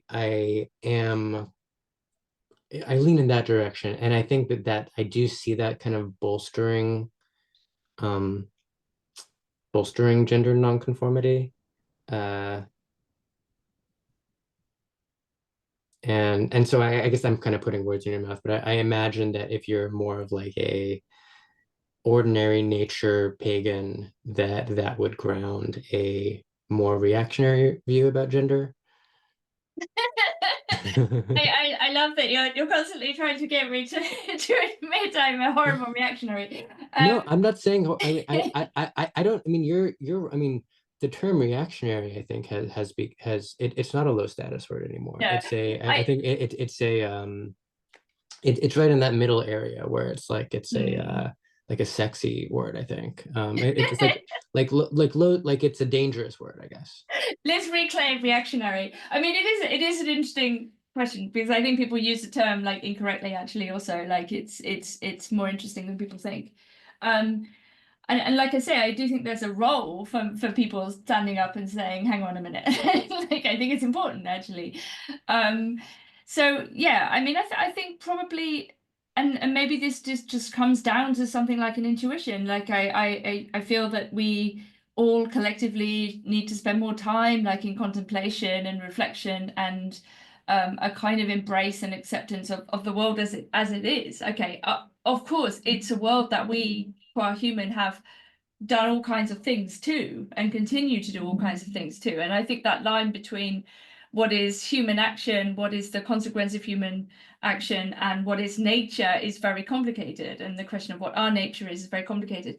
I mean, it may simply be something like this, like the difference in our position simply comes down to where we draw a line between what we think is appropriate or possible to intervene in and what we don't. Do you see what I mean? Like, I wonder if our philosophical difference that maybe plays out on the question of sex difference is something like this, is actually this deeper question about where we think, and this is also about Christianity, this is also about religion, it's also about, I think, the line between, I think you put it well, like what God has given us, or what God has made, or uh, what is there, what is the matter of change in that sense, like what is available to us to master and to use and to manipulate, and what isn't, I suppose, something like this, like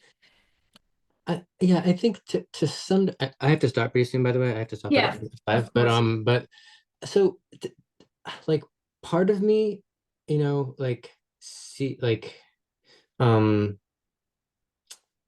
part of me agrees with that, right? That there's a kind of like, oh well, here's our two different sides, Mm. like a kind of harmonized agree to disagree.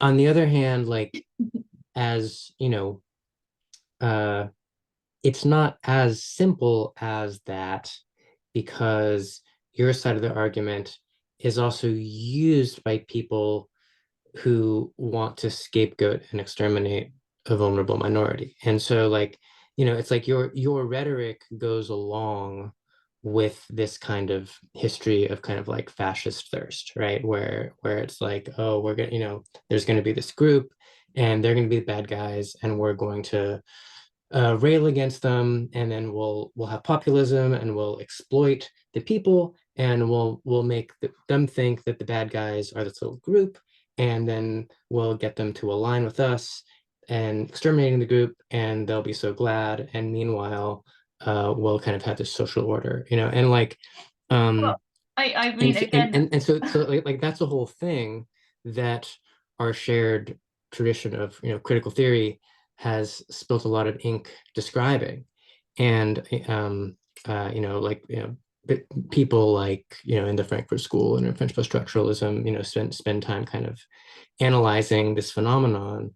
And like you're in the current social field, your view is on that side. It's on the fascist well, side. I mean, I completely disagree, and I think all we can do, all of us, really, is to identify the tendency to scapegoat, which is inherent in humanity. I mean, if you read Girard, I mean, religion is basically partly constructed to identify this tendency and to cut it off at the source, right? Like to try to look at the way in which mimetic rivalry, envy, and desire play out socially, the way in which in-groups and out-groups are a kind of constant feature of social life. And we all need to pay attention to the ways in which we're all capable of becoming the mob, and I think we all make a mistake, all of us, if we try to say that our group is the bigger victim. You know what I mean? Like there are women who Okay, say, kind I've of. been the But see, victim, okay, blah, blah, blah. Right? see, okay, see, like, yeah. So there's the whole right wing use of Girard, right? Which I remember started happening 4 or 5 years ago. And like, the thing is that I don't entirely disagree. Like, the view that white men have been put in that slot of the scapegoat, and that like, there's something to that, and like, like, um so it's like I have a certain sympathy towards that view, but it's not quite the same as um doing it to an actual vulnerable minority. Because even though like it sucks for certain white men to get canceled or whatever, it's they're still coming from the position of being the patriarchs. And like, But um I didn't mention white men in what I just oh said. yeah, I get, yeah. Well, that's true. I guess most people. I mean, I think of you. Um, one of your like flagship views is this compassion towards men thing, and like Well, we should have what. compassion towards everybody. Yes, I know, but But I know, but you single out. I agree. I mean, you single out men. Like that's part of your. Didn't you write a whole book about it, right? Like, well, I mean, yes, but it's more complicated than that. But yeah, I mean, I was responding to the way in which men were being demonized in the liberal press, or ideas of like toxic masculinity and so on, right? So I wrote a popular book that was looking at that kind of rhetoric and that kind of discourse and the effects it was having, and I was proposing instead something like reconciliation and kind of game playing between the sexes, and a kind of like more harmonious existence. But the deeper question about scapegoating, like I think one of the complicated questions is the status of the victim in contemporary life, right? Like is both very powerful and very weak at the same time. And I think, the desire to be the victim, the desire to create victims, the desire to scapegoat is an anthropological issue for everybody, right? And again, okay, you could say certain groups at certain times become the scapegoat. Yes, clearly, history shows us this.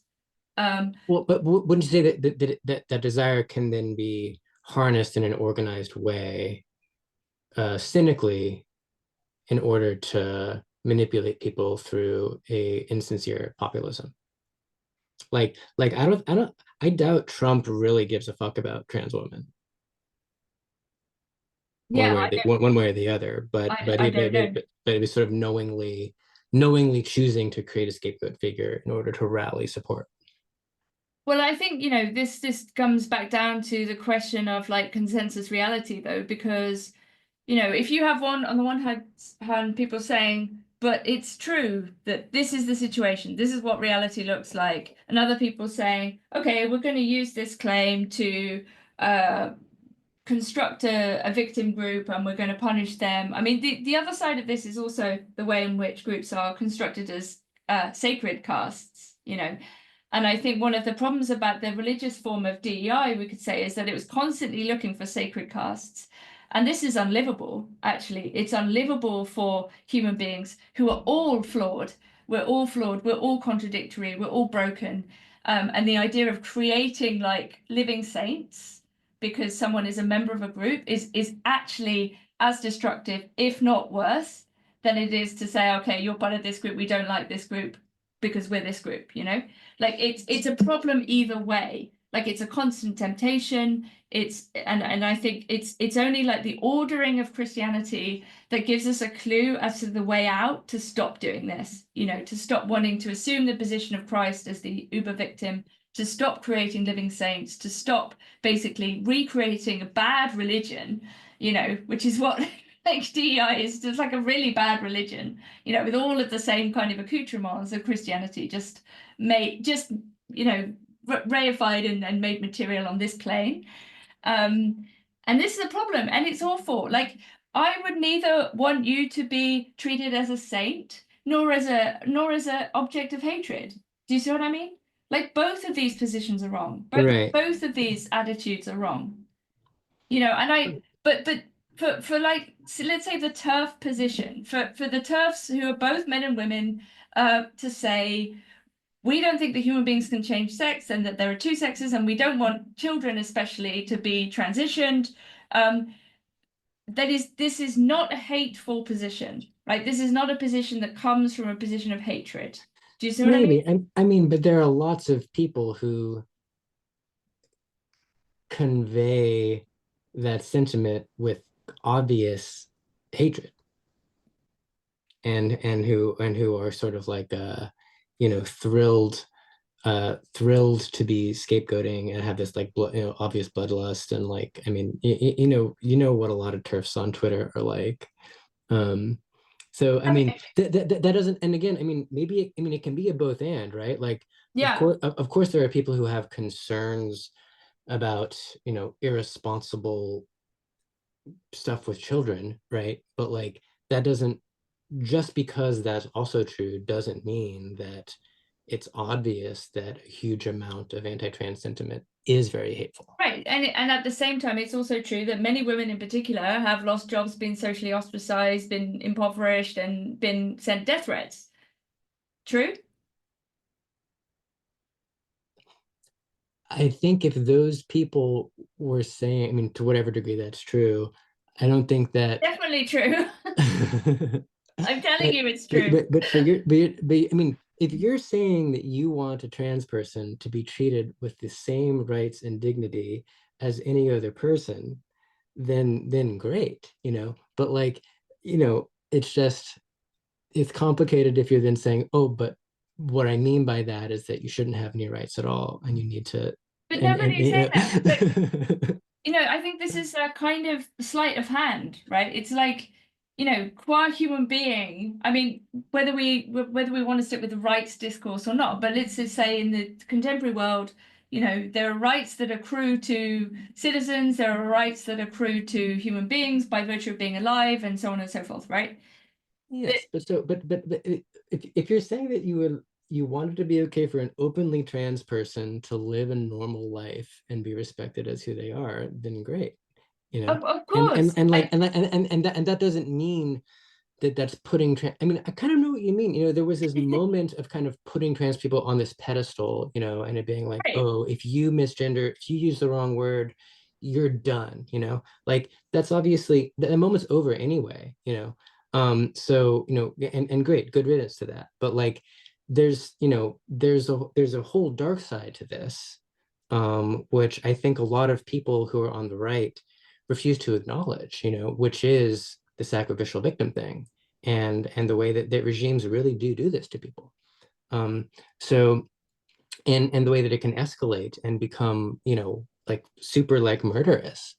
Um, so anyway, we're out of, I have to go. But this is a very nice conversation, I thought, actually. I think we got somewhere. I think there's still, there are probably much more things we could talk about in a slightly different way, like following a first conversation. I'm not suggesting you need to speak to me again, but I do think there is like we got somewhere, and it's very, very nice to talk to you. And I love the music that you made that I've heard, and I'm a big fan of this genre, and like I wish you well, and I actually think it's very open-minded of you and brave actually to invite me on, because I'm sure you'll get crap from people for even speaking to me, you know what I mean? Oh yeah, I think you're a smart person, and yeah, I think that was actually a very interesting conversation. So Yeah, I'm me glad we too. had it, and who knows, maybe we'll talk some more. All right, enjoy the rest of your sunny day, London. See you again. Bye.